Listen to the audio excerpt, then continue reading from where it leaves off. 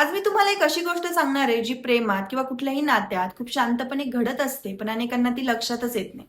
ज्या दिवशी तुम्ही एखाद्या नात्यात तुमच्या भावना लपवायला सुरुवात करता, फक्त या विचाराने, की उगाच भांडणं होतील, समोरच्याला वाईट वाटेल किंवा त्याला हर्ट होईल. त्या दिवशी ना तुम्ही फक्त स्वतःलाच नाही, तर त्या नात्याला सुद्धा संपवत असता. कारण नातं एका मोठ्या भांडणामुळे कधी तुटत नसतं. ते तुटतं ते छोट्या-छोट्या गोष्टी न बोलल्यामुळं.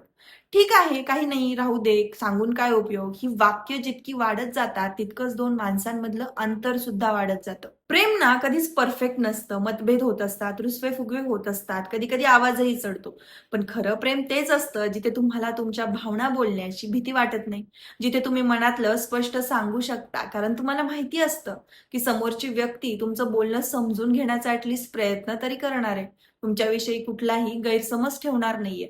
पण ज्या क्षणी तुम्ही प्रत्येक वेळी असं म्हणता, "सोड ना, उगाच विषय वाढेल," म्हणून स्वतःलाच गप्प बसवायला लागता, त्या क्षणी फक्त तुमचं बोलणंच थांबत नाही, तर एकमेकांशी असलेलं कनेक्शनही हळू कमी व्हायला लागतं. म्हणून भावना मनात कधी साठवून ठेवू नका, त्या योग्य पद्धतीने व्यक्त करा. कारण नातं टिकतं ते शांत राहिल्याने कधीच नाही, तर एकमेकांशी बोलल्याने.